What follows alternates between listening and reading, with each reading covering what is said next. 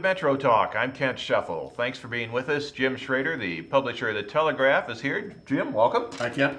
And Pat Gowan, one of the editors with the Post-Dispatch, is alongside. Welcome, Pat. Hi, Kent. Pat, retired Judge Gordon Magg is suing the state. Magg says the state is acting unconstitutionally in requiring retirees to pay their own health insurance. Are you surprised by Magg's lawsuit, and does he stand a chance of winning? Not surprised. Maybe he does. Everybody's been sort of waiting for this to happen. As the beleaguered state tries to cut various costs, one of the ways to save money, theoretically, is to cut benefits to retirees. They've already done that in a sort of a two-tiered system, but there's a constitutional provision in the Illinois Constitution which effectively seems to say that you cannot cut benefits to people who are currently getting them. The state has reduced the medical coverage of retirees, causing them to pay a portion of it themselves. Magg is among them. Magg filed a lawsuit in Sangamon County, the state capital county, seeking class action status. He wants to represent everybody in saying this new law that allows them to cut our medical benefits is unconstitutional. I think as this has been debated along, that is, the subject of cutting benefits for retirees has been debated all along. This has been in the background, and I think it was inevitable that if you did in fact cut benefits, you were taking the chance of this kind of lawsuit. So I don't think anybody should be surprised there is a suit. I don't think anybody who's being sued is surprised this is going on. Magg's up for the fight. He was, you may recall, in 2004, the Democrat contender in the most expensive judicial race in Illinois history. Lloyd Carmeier, the Republican, beat him for Supreme Court seat from Southern Illinois. Magg is a scrapper, and he's in the fight. And some people might say, well, he's pretty well compensated as a retired judge, and he's a lawyer and all. He probably doesn't need the benefits. But if you argue that, you can also argue that he's better situated financially to be the guy to bring the suit. So it all kind of balances out. There's already a lawsuit over this filed by 5 retirees who are claiming a different legal theory that's a little complicated as to how the General Assembly may have, they claim, illegally delegated its authority to the Division of Central Management Services. But as far as I know, the Magg suit is the only one on the constitutional grounds. Sidebar issue, if this case makes it to the Supreme Court, does Justice Carmeier need to excuse himself since he was an opponent of Magg's? I think that is a delicious question. I think if I were Judge Carmeier, I probably would. Sometimes they'll substitute another appellate judge on the Supreme Court to take the place of one of the justices in the case, and I think this would be a good time to do that. On the other hand, a case like this might be years and years away from ever seeing the state Supreme Court. I guess Carmeier's term is up in 2014, so we'll see if he seeks re-election. Maybe by the time it gets there, Carmeier won't be there. Jim, former Judge Gordon Magg is now suing the state. He says that the state does not have the right constitutionally to make retirees pay for their own health insurance. Does he stand a chance of winning that suit? I think he does stand a chance. We talked about it when some of these changes were being made, about the Constitution spelling this out for existing retirees. I think we discussed at the time that you can change possibly benefits on a go-forward basis for people coming into the system now, but for anybody who was already participating in the system, you were going to be hard-pressed to change it. I think that Gordon Magg has an excellent chance of winning this. If not, what then does the Constitution stand for? Is it going to be selectively interpreted, or the Constitution means this except when we're in a physical crisis, or except when I can get enough people that don't like a particular piece of the legislation? I am not at all surprised that it's Gordon Magg either. As Pat pointed out, he is a scrapper. He also has been a political animal for a long time. As Pat pointed out, Justice Carmeier is up for re-election in 2014, and one way to keep your name before people around the state would to be involved in a class action suit for the people, high profile type case. And this keeps your name out there, and it keeps that name fresh to a lot of people. Do I think that Gordon Magg needs to get back into politics, or he needs the income that a Supreme Court justice makes? Of course not. But this is one way to keep ink flowing, to keep your name going when at some point in time the Supreme Court or something else, he just keeps his name out there. But this would allow him to say, you know, I've tried to tell you people for years that I'm for the people, and I'm willing to take this on, and I have the wherewithal to do it. By the way, Gordon Magg makes a very handsome pension, but one of the things that we need to continue to think about here is if the Constitution does guarantee coverage for retirees, and arbitrarily the state says, no, you don't, you're going to have to cover your own, you very easily could be in the $1,000 to $1,500 a month in healthcare premiums. So even if you are doing very, very well, thank you very much, when you're talking about $18,000, or potentially $18,000 a year or so in medical coverage, that's not inexpensive, but that's what it costs.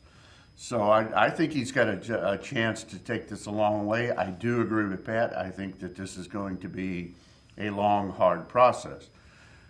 Do I think that Justice Carmeier would recuse himself if the suit came up? No way. Why would he? Second off-the-wall question then, if you're Gordon Magg, does it help you to keep your name in front of the public by bringing this lawsuit, or does it hurt you because what is the general consensus among the voters, that retirees need that benefit or they don't need that benefit, so we're not for Magg? Think of all of the former state workers that this impacts.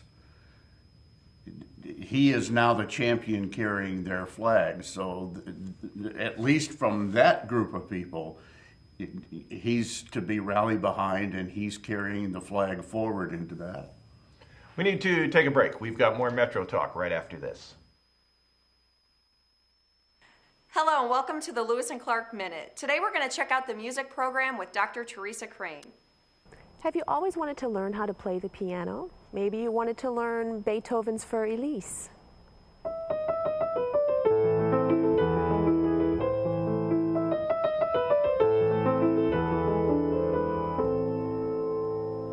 Or maybe you like a more popular style like Jim Brickman.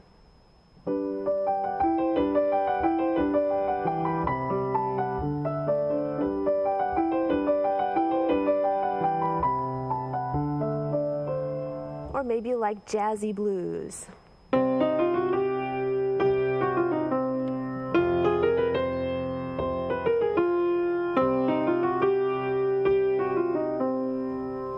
You can learn all this and more right here at Lewis and Clark Community College.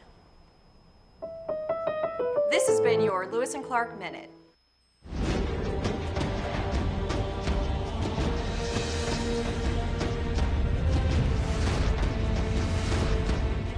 When you open a book, you can explore new lands, make new friends, and discover new adventures.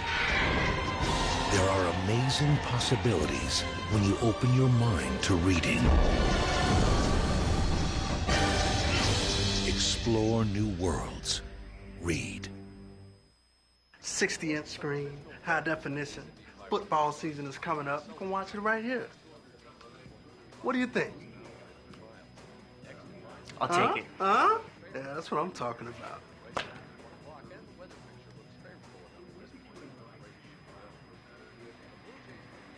You're right. I don't need it.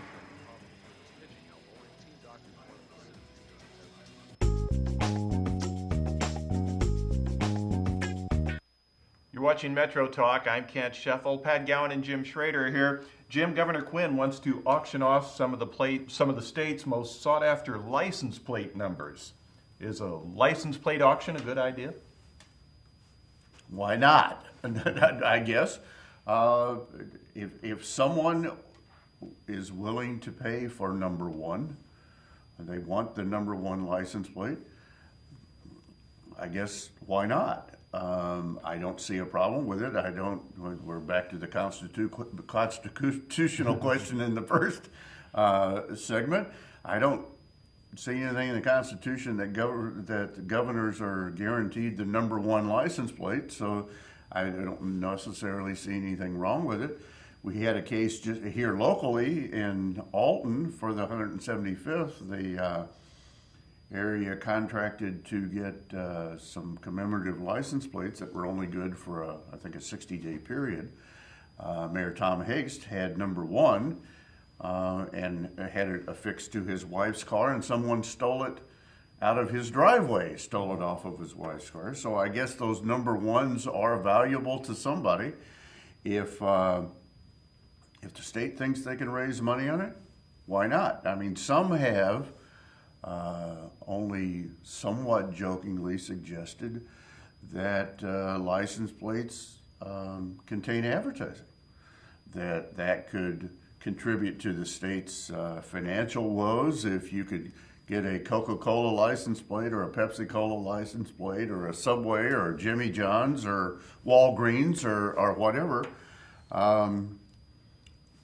If somebody is willing, and I would say do it on an auction basis, it doesn't have a flat fee. If you want plate number one, we'll go on an online auction, and it goes live this date and goes dead this date, and we'll see how long it lasts and how much money we can raise. Pat, Governor Quinn is talking about the possibility of an auction for the state's license plates for the most sought-after numbers. Is that a good idea? Yeah, it probably is. He gets governor plate one, so it's not real state plate, it's governor one, so he keeps one. He is not giving up his own license plate. The one plate is not issued right now. It has in the past been held by luminaries ranging from Paul Powell, the crooked Secretary of State, to cardinals of the Catholic Archdiocese in Chicago, most recently held by the widow of Governor Ogilvy, who was out of office in '73, and now I think she's gone, and the plate is sort of hanging in limbo, and Quinn thinks he can make some money for veterans' causes by auctioning this thing off. I don't know if you guys are familiar with what goes on in Delaware, but Delaware has a long history of coveting low license plate numbers. And as I understand, 3- and 4-digit numbers can go for thousands of dollars, and 2-digit numbers can go for tens of thousands of dollars. And the most recent number to come up for auction was the number 11. The amount paid for Delaware license plate number 11, you're not going to believe me, but this is true, $675,000. Now, it would have to come attached to a Bugatti Veyron with another one in the garage before it's reasonable to pay $675,000 for a license plate. But that's how crazy things get. If people are willing to pay for it, and it can raise some money for the state or for charity, why on earth not? By the way, the advertising of license plates, imagine Ray Vincent, every license plate ending in 99 in Illinois would have Ray Vincent's name on it. One last thought. If you start selling license numbers priced by the number of digits, I will need a license plate wider than my car. Yeah, you'll have the European license plates on the Aston Martin that are about 12 digits wide. 2 feet wide. You want the $3 model, in other words. The $3 model, yeah. It's better than $98, isn't it? Yeah. It sure is. Well, it's kind of funny when Kerr here, Illinois, I think, may still have the most different kinds of license plates of any state in the union. Commemorative plates and all kinds of different possibilities. Has to be a nightmare if you're a state trooper. Well, yeah, that part of it might be. One other thought about this, and it's sort of a serious thought in a way. People have always paid for low numbers. Low numbers have been political favors. So in the old days, you didn't pay the state for the low number. You made campaign contributions, and that helped grease the skids for a low number. So if somebody's going to pay for a low number anyway, I'd rather see the money go to the taxpayers than the campaign fund to the people handing out the license numbers. Just a thought. Well, none of us, I don't believe, have the vanity plates with our names on it, or Telegraph One, or Post-Dispatch One, or anything. I drive so poorly, I don't want people to know what car That's is mine. my point exactly. Do I want, a license plate that says, Publisher One or Jim Schrader One or, First of all, especially with some of the area law enforcement agencies, I try to keep a little lower profile than that anyway. But I certainly don't want my name out there so people can, claim that I cut them off, and it's an easily identifiable name. But people pay for those as well. I know that there are requester vanity plates, but then you can also, pay a little extra. Jim wants a plate that the trooper can't read when it goes by at 85 or 90 miles an hour. Again, I want the movie version that flips, where you can switch my license plate. We're back to the James Bond plates again. Exactly. We need to take a break. We'll have more in a moment. Hello and welcome to the Lewis and Clark Minute. Today we're going to check out the radio broadcasting program and WLCA with Mike Lemons. Have you ever listened to your favorite radio station or your favorite disc jockey and say, I could do that? Or maybe you're the type of person who says, I could never do something like that.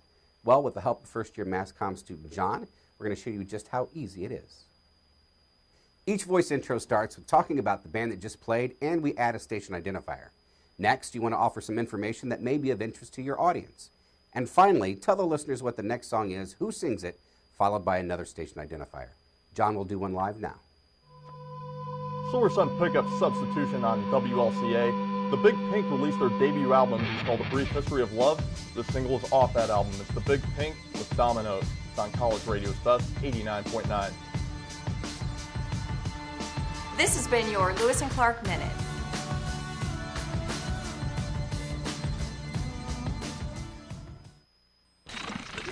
What's that?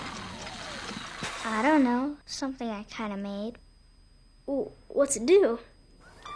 What do I do? Well, thanks for asking. I ring my bell and I like to dance. What do I do? Well, thanks for asking. Ow! Yeah, it still needs a little work. Anything's possible. Keep thinking. Get started on your own inventions or just play some games at inventnow.org. Sounds like you could use some Van Gogurt. It's fortified with arts-rich nutrients to improve your math and reading skills. Catch! Van Gogurt, thanks. So what's the deal with your ear? Always with the ear, huh? Feed your kids the arts. For 10 simple ways to learn how, visit AmericansForTheArts.org. You're watching Metro Talk. I'm Kent Scheffel. Pat Gowan's here along with Jim Schrader. Pat, Governor Quinn has pardoned 42 people. Was he correct in issuing these pardons? Well, golly, it depends on who you are and whether you're the victim of the crime they committed. I was looking at my notes here. He has pardoned, excuse me being slow here, he has pardoned 744 people so far and has expunged the records of 17 separately, and he has denied 1,307 pardon petitions. Every governor goes through this. A lot of them are controversial, but mostly they're not. A lot of them are some guy who got in trouble when he was young and he lived a good life and he wanted that off his record before he dies, or he lived a good life and convictions getting in the way, and a pardon generally comes with an expungement order which seals the records of your conviction, and that's the reason to get one. This is different from clemency, which reduces your prison sentence. You can get a pardon if you're already in prison, if you're still in prison, but that's pretty rare. I don't think any of these represent that. This is the governor forgiving you for a past wrong, using his power to do that. All governors do it. It's set up, provided for by law, and it goes. And the president gives pardons in federal crimes as well. I don't know of any in this batch of 42 that were particularly controversial. Jim, any problems with the governor's 42 pardons that were issued last week? Well, again, this is not like we've got a rapist or a convicted killer or something other that the governor issues a pardon and sets him free, or stops them from hanging or a lethal injection at the last minute. One of the profiles that I read, there was a man who, at 19 years old, while he was attending college, was pulled over at a traffic stop, and he had a gun that was stolen and ended up serving prison time. The gentleman now is a psychologist and works with disadvantaged youth, and he's apparently made a childish mistake at 19 years old, and this kind of removes some of that shadow of his past. So again, I suspect that for these types of pardons, most of these people committed crimes that they have long ago repaid their debt. I think one of the names that come to mind that was certainly not pardoned in modern day times, but Frank James, Jesse James' brother, was issued a gubernatorial pardon in Kansas, I think. It might have been Kansas or Missouri one. So there are people with a lot worse records than some of these people that have been known to get pardoned. So I suspect this class of 42 is not really a problem. Pat, Congressman Jesse Jackson Jr. has been absent from Congress due to health reasons. Former Senator Roland Burris says the media should quit asking about Jackson's health. That should not be the media's concern. Is he correct in that statement? Well, the man was elected by people with the expectation he would serve them in Washington. I think he owes them some explanation of at least when he'll be back and what he's going to do in the meantime. Jackson, of course, the son of the famous civil rights leader Jesse Jackson. Jesse Jackson Jr. has been in Congress for about 17 years, since he was about 30 years old. There were high expectations of his accomplishment. Instead, he became sort of a reliable deliverer of pork barrel projects to the Chicago area where he's from, and sponsored some things that people thought were strange or in some cases zany. He's been not a real insider in Washington at all, but he's been very popular. He's been delivered back to office in every election without any real serious fuss. Now he's gone off the radar. There were questions about what's going on. I think NBC News at one point reported speculation that he was getting alcohol treatment. His staff says, no, that's not what's happening. It's treatment for a mood disorder, and you can decode that any way you like. I have no idea. I don't know that to have a specific medical meaning, but Roland Burris, of course, a former senator who probably ought to rethink his own ways. He was the one that accepted the Senate appointment to replace Barack Obama in the U.S. Senate from Rod Blagojevich, when anybody else with good sense kept an arm's length away from it. Burris took it. So he was on the hot seat for a long time as a senator, not a long time, but for the duration of his term, and I think he's probably sensitive about that and sensitive for Jackson. But I think Jackson owes an explanation. If I don't show up for work at the Post-Dispatch, my boss expects me to account for that, and if Jesse Jackson doesn't show up for work, his boss, the voters, I think ought to expect him to account for that as well. Well, the next time that I just don't want to work that day, I'll call in and I say, oh, I have a mood disorder today, and I'm just not coming to work. And my mood disorder is I'm grumpy and I don't want to come to work. How's that? You're tired. You can't be... Don't ask NBC. That's right. You can't be a public official and claim to be available to your constituents 24/7 and be about the work of the people and want to air everybody else's dirty laundry when the time comes that you want to hide and then be able to shield any discussion of what's going on there. I don't know what's wrong with Jesse Jackson Jr. I don't know what a mood disorder refers to. I heard one doctor say that could be as much as a bipolar disorder could be classified as a mood disorder. I have no idea if that's the affliction. I have no idea if drugs or alcohol or anything else is involved. It doesn't matter. I think that Jesse Jackson Jr. needs to explain to his constituents that I'm off the job for this reason. And then go about convincing them that next term, before they vote for him, it has absolutely no bearing on his ability to serve. He's missing votes. He's not serving the people because he has dropped off of the radar. And you can't just arbitrarily say, I want to tell you everything about my life when it's good, but I want to tell you nothing about my life when it's bad. If you're going to be a public person, then you're going to be out in the public. And he owes the people in his congressional districts an explanation of why he's not serving their needs right now. We have local precedent for this. The beloved Mel Price, who represented Metro East in Congress for 44 years, was clearly suffering from advanced dementia for at least the last 5 terms that I can tell you personally about because I was in contact with him. And it was pretty well hidden. His staff did an exemplary job of serving the constituents, even though the congressman wasn't really there a lot of the time. His competitors never took it on. For the longest time, there was election after election, and there might be a Republican opponent, but they never came across and said, you know, Mel's got Alzheimer's or Mel has whatever was wrong with him. It didn't come up. And the voters returned him by wonderful margins to office, and I think some of them knew, most of them didn't, and the ones who knew figured, well, the staff's running things fine, let's not upset the apple cart, and he's got the influence of the office in any event. So we've sort of been through this sort of thing with Metro East, even much less transparent than this. And, you know, in the end, the voters were happy with it. If in the end the voters are happy with Jesse Jackson Jr., they'll return him to office again, mood disorder or not. Well, Senator Kirk continues to recover from a massive stroke, and I think they have been very forthcoming with the press and all of his constituents about what happened and how things have progressed. There have been other elected officials that have checked into rehab systems, or they were arrested for DUIs and they went through rehab. I think the voters need to know.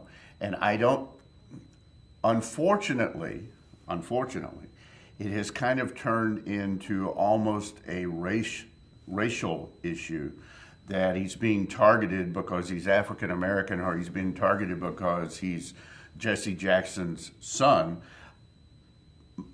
My idea is he's an elected official and he owes some answers to his constituents. And if, yes, the only way his constituents find out what is wrong is by him dealing with the press, then he deals with the press. That's what we do. Do voters accept a health issue more easily if the elected official is upfront about it? As you said, Senator Kirk's really not catching much flack over his stroke and the fact that he has not been in attendance in Washington. Well, even though politicians regularly lie to all of us, and I guess that's somewhat accepted behavior because we keep voting for them, I think most people will understand that these are human beings. These are not immortal individuals, and they are going to have problems from time to time. It just seems to me you're better off to just be upfront with it and say, this is a struggle I'm going through right now. Please pray for me, or however you believe. No stigma to a stroke, might be to a mood disorder. True. That's going to do it for this round of Metro Talk. Thanks for being with us. Pat Gallen, one of the editors with the Post-Dispatch, has been here, along with Jim Schrader, the publisher of the Telegraph. I'm Kent Scheffel. We'll see you next time.